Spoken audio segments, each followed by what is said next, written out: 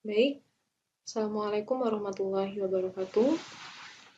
Kali ini kita akan belajar mengenai pengenalan program SPSS dan juga aplikasi statistik deskriptif dan crosstabs. Nah, sebelumnya SPSS itu merupakan kepanjangan dari Statistical Package for Social Science, yaitu software yang berfungsi untuk menganalisis data, melakukan perhitungan statistik, baik itu statistik parametrik maupun non-parametrik dengan basis Windows. Nah, versi SPSS yang saya gunakan adalah IBM SPSS yang versi 25. Nah, langsung saja. Nanti kita akan bisa menginputkan datanya. Oke, maaf. Sebelumnya kita lihat dulu ya, ketika kita membuka SPSS, maka akan muncul dua tampilan. Yang pertama adalah tampilan untuk input data, seperti ini. Yang depan, yang kecil. Kemudian yang di bagian belakangnya, atau yang besar ini merupakan jendela untuk menampilkan hasilnya, hasil pengolahannya. Nah, di sini kita bisa menginputkan data secara manual, atau kita juga bisa mengimpor data dari Excel atau data lain yang sudah kita siapkan. Nah, di sini kita sudah punya data dengan beberapa variabel. Kita punya variabel umur, kemudian gender, status pernikahan, alamat, income kategori, dan job kategori.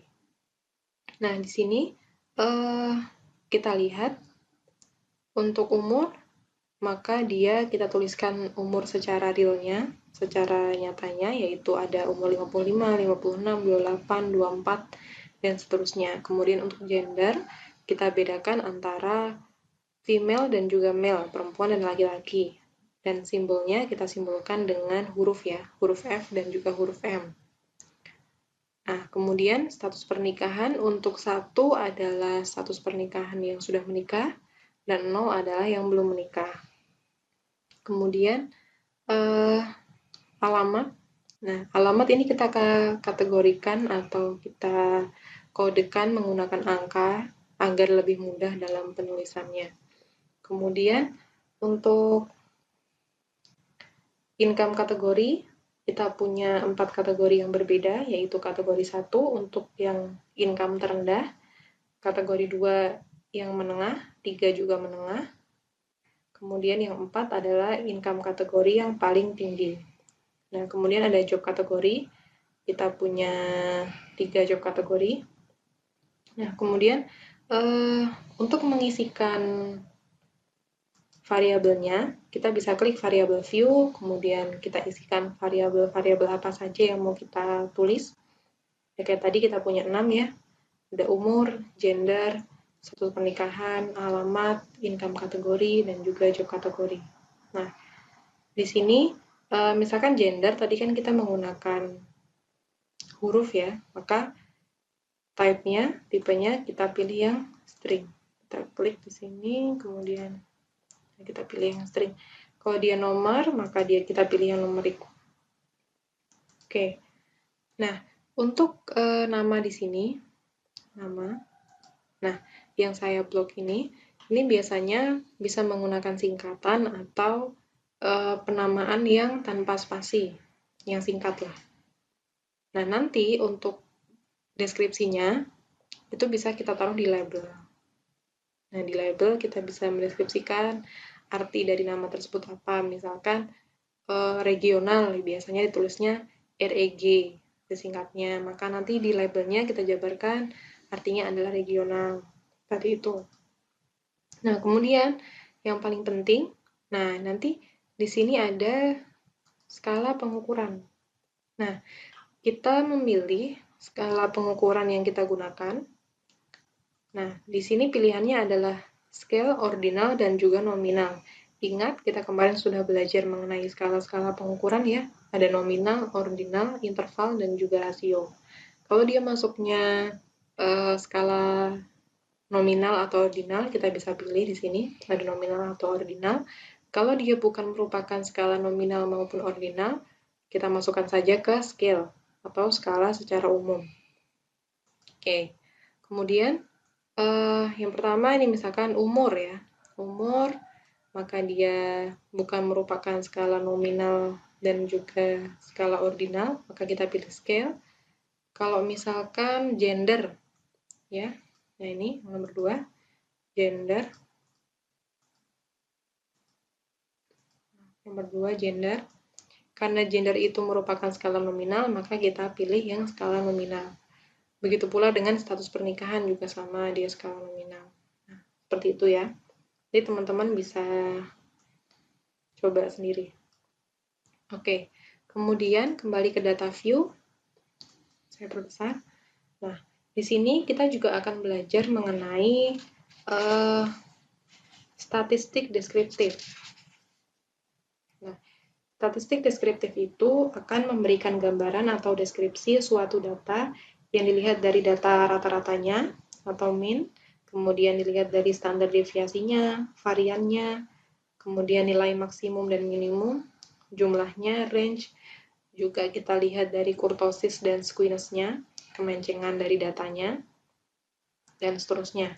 Nah, caranya adalah dari data ini kita pilih ya, yang analyze, kemudian deskriptif statistik, kemudian kita pilih yang deskriptif. Oke.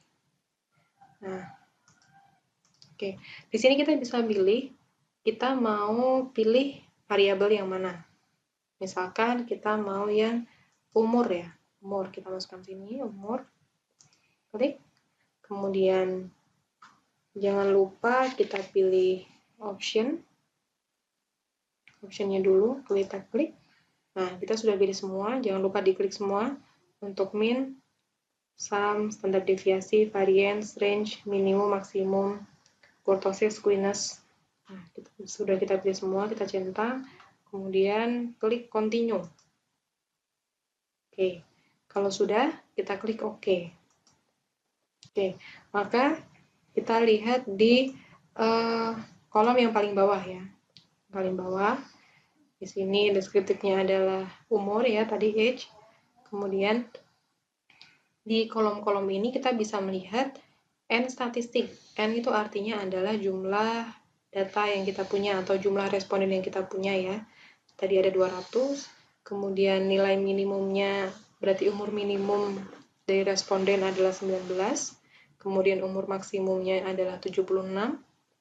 Nah, range itu adalah selisih antara umur maksimum dan juga umur minimum. Kemudian sum adalah jumlah ya, jumlah dari semua umur yang menjadi responden. Kemudian nilai rata-ratanya, berarti nilai rata-rata umur yang bertindak sebagai responden adalah 42. Kemudian standar deviasinya adalah 12,8. Nah, kemudian kemencengannya, squeeze-nya adalah 0,124. Nah, kalau pada tampilan SPSS itu biasanya nilai 0, itu tidak ditulis 0 ya. Jadi langsung aja 124. Nah, jadi teman-teman membacanya adalah 0,124, bukan 124. Menggunakan aplikasi ini, teman-teman bisa menghitung tanpa harus menghitung manual, kita sudah tahu perhitungannya menggunakan aplikasi ini. Kita sudah tahu berapa range-nya, minimumnya, maksimum. Kalau kita punya data yang banyak sekali, maka kita akan sulit untuk melihat, meskipun melihat data-data atau sesuatu yang simpel seperti umur minimum, maksimum, itu kan simpel. Tapi kalau kita datanya terlalu banyak, maka kita akan sulit untuk menghitungnya atau mencarinya. Sehingga aplikasi ini memudahkan kita untuk melihat dan menghitung tanpa harus menghitung secara manual. Oke, kemudian selanjutnya kita akan belajar mengenai analisis tabulasi silang atau cross tabs. Oke, maka kita kembali ke data. Caranya sama, kita buka analyze, kemudian deskriptif statistik, ya. Kemudian kita pilih yang cross tab. Nah, kita klik. di sini kita akan bisa membandingkan hubungan antara dua kategori atau dua variabel. Misalnya, variabel umur, ya, umur, dan juga misalkan status pernikahan, ya, misalkan status pernikahan. Nah, kita masukkan umur pada row-nya, kemudian pada kolomnya kita masukkan yang status pernikahan. Nah, selanjutnya jangan lupa kita pilih option, statistiknya. Kemudian kita pilih chi-square. Di sini ya, kita pilih chi-square, kita centang. Kemudian continue. Nah, kalau sudah, kita pilih lagi cell. Di cell kita klik observed, expected, kemudian percentage-nya kita klik semua, row, column, total. Oke, kemudian continue. Continue sudah, kita klik OK. Nah, seperti ini. Nanti akan muncul data seperti ini, yaitu umur dan status pernikahan. Untuk barisnya, ini adalah umur ya, dari umur 19, 20, 21, 22. Nah, kemudian status pernikahan, 0 artinya belum menikah, 1 artinya sudah menikah. Oke. Nah, di sini yang terhitung pada umur 19 misalnya, itu yang belum menikah ada 0. Kemudian yang sudah menikah ada 1. Total dari 1 responden. Nah, kemudian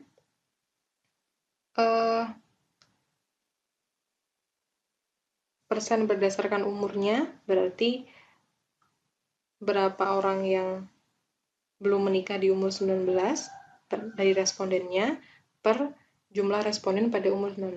Karena dia 0, maka dia 0%.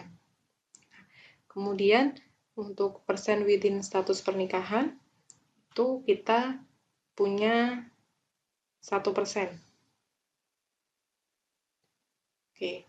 Untuk yang sudah menikah pada umur 19.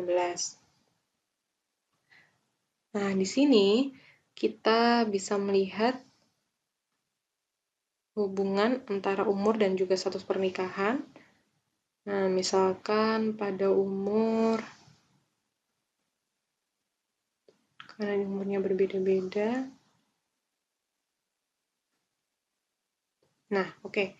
Pada umur 76 misalkan, pada umur 76, di sini ada satu yang belum menikah, satu orang belum menikah, dari total 1 responden, berarti dia belum menikah. Nah, kita bisa melihat di sini, sebarannya seperti apa. Jadi belum tentu yang lebih tua itu sudah menikah. Karena tadi kita lihat di umur 19, justru ada 1 responden yang sudah menikah, nilai minimumnya ya, umur minimumnya, kemudian di umur maksimum, umur 76 tahun, dari total 1 responden, dan responden tersebut belum menikah. Nah, di sini ya 1. Oke, kemudian kita lihat dari chi-square test-nya.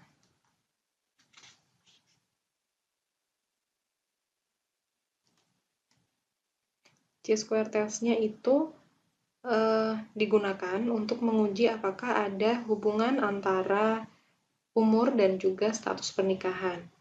Nah, di sini hasil chi-square menunjukkan angka 51,43 dengan probabilitas signifikansinya 0,457. Nah, karena nilai signifikansinya jauh di atas 0,05, artinya maka dapat disimpulkan bahwa tidak ada hubungan antara umur dan juga status pernikahan. Nah, itu juga sudah jelas terlihat dari tadi kita melihat umur yang tua belum tentu dia sudah menikah dibandingkan dengan umur yang lebih muda. Oke. Mungkin ini dulu mengenai pengenalan program SPSS, kemudian analisis deskriptif dan juga cross steps. Selanjutnya kita akan belajar mengenai data screening dan juga transformasi data. Nah, nanti saya akan berikan contoh data kepada teman-teman. Teman-teman bisa coba sendiri dan coba-coba untuk menggunakannya dalam aplikasi SPSS. Oke, terima kasih. Wassalamualaikum warahmatullahi wabarakatuh.